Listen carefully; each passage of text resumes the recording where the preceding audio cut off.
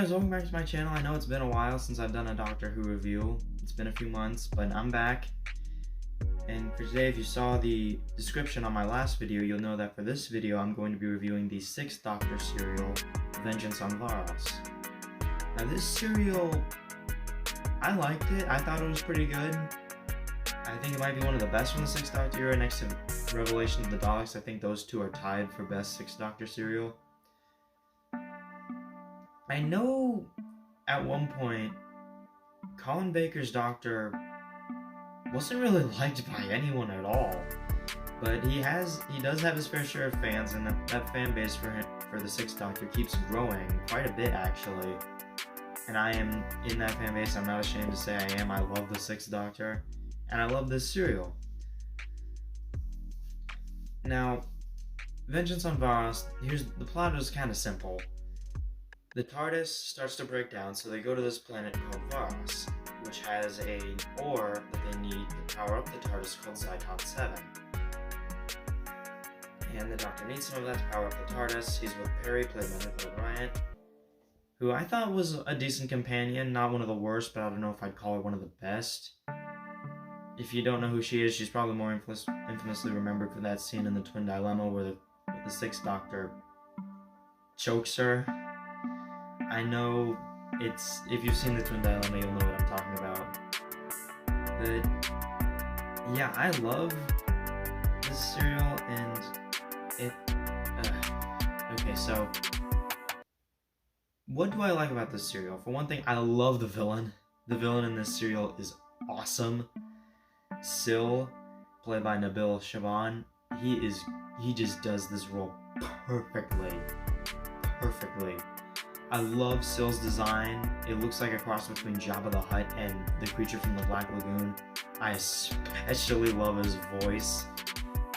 You can tell that Nabil Shaban had a lot of fun in this role just by his voice. You can tell he's this kind of person who takes a lot of pleasure in watching other people suffer. He just wants to get rich and not give a penny of money to anybody else. I love him. He's probably one of the best 80s Doctor Who villains, if not one of the best classic Who villains. He's definitely one of the best from the late 80s, because late 80s had a lot of underwhelming villains. Like, there were a few good ones, Fenric and Syl being two of them. But yeah, Syl is definitely one of the best from the 80s. Another thing I want to address is the planet itself and the society it has, because it's ruled by a governor, and the way people elect this governor is in a really messed up way. They have these elections where the governor addresses the people and then they vote. If they vote yes, the governor stays alive, but if they vote no, and if there's an overwhelming majority of people who vote no, the human cell disintegration device activates and it sends down a beam that starts to kill the governor. But the governor can survive this. It's rare, but he can survive. And this governor apparently has survived quite a few of these. And Syl and the chief security officer, who doesn't really have a name, he's just called the chief officer, they know that he's on his last legs, that he won't be governor much longer. And so they're constantly trying to find out ways. Syl's planet and Varos are kind of in the middle of a trade deal. Syl's planet wants the Zyton 7 ore in exchange for some money. And yeah, that's basically what they're doing. And this serial, like a lot of other 6th Doctor serials, it became kind of infamous for its violent setting and high body count, because this serial literally begins with a rebel prisoner being tortured. I'm not kidding. And we later find out that that prisoner's name is Jondar, who, a little bit of trivia, he's actually played by Sean Connery's son, which I didn't know, which I thought was pretty cool. And so the TARDIS materializes near to where Jondar is being tortured. The Doctor and Perry save him, and then reunite him with his wife, Arita. And they go through this area called the Punishment Dome, where there's all these hallucinations of things that... here's an example. The cliffhanger to episode 1 is one of my favorites ever. Basically, the Doctor wanders through the Punishment Dome because he got separated from Perry, Jandar, and Arita.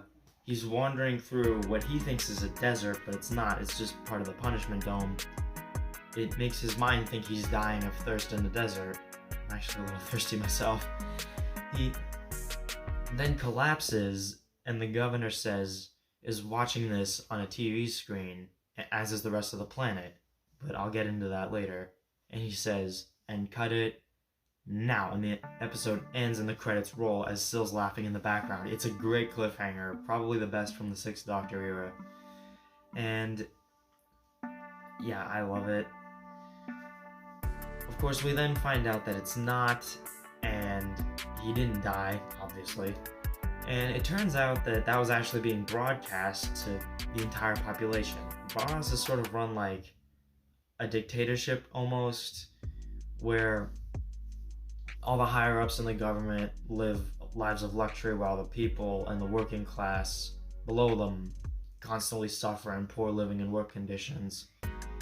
And it turns out the population of Varos gets a kick out of watching stuff like the tortured prisoner Jandar I already mentioned earlier. It turns out they also were watching the Sixth Doctor slowly die in quotations. And it turns out they broadcast all sorts of stuff like that. In fact, probably the most infamous scene to come from this serial is when, in the beginning of episode 2, guards take the Doctor's body to an acid bath. And as he's about to be put into the acid bath, he wakes up and starts fighting the guards, with one of them accidentally falling into the acid bath. I wish it ended there, but it didn't. And as the Doctor's fighting the second guard, it turns out the guard actually is still alive, the one who was in the acid bath.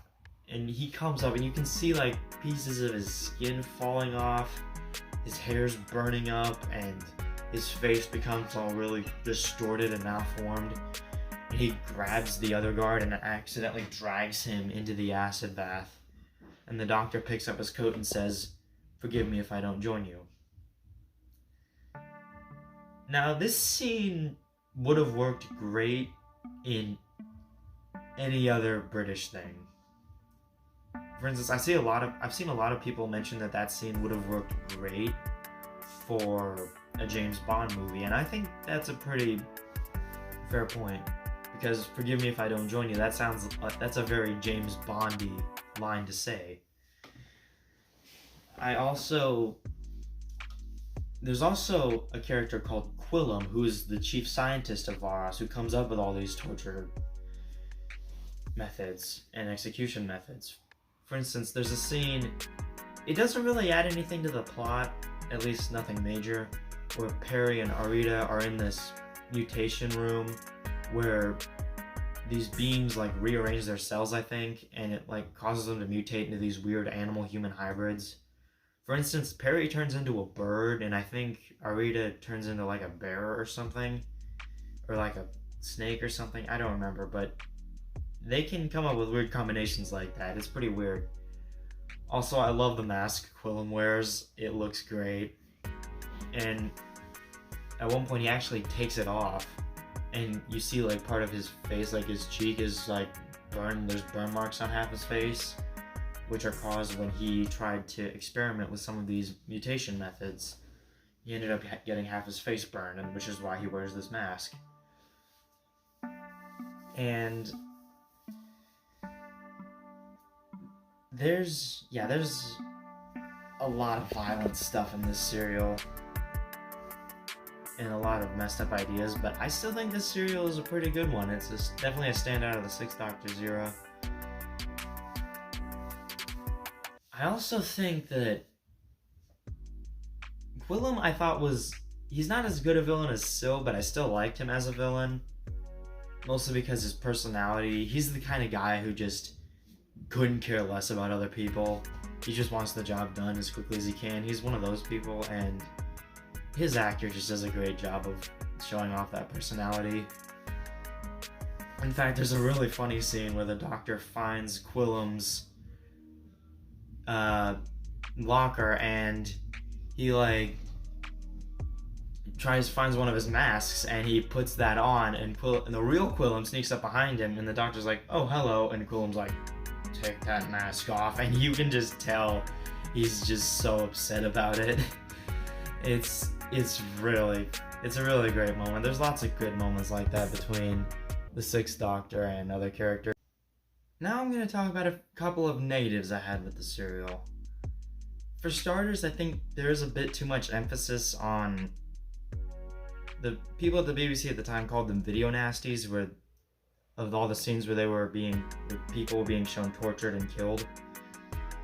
The serial was written in a way to sort of speak out against people who were actually filming real stuff like that.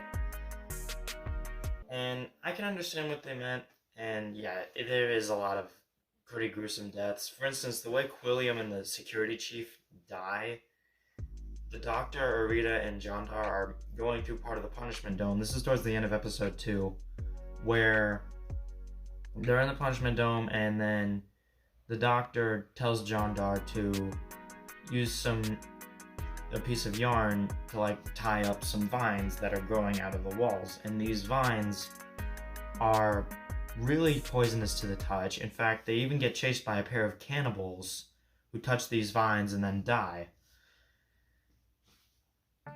And so they wait for Quillum, the security chief, and a few other guards to get to the right place at the right time, and then Jandar pulls on the yarn and the vines fall from the ceiling and kill them all.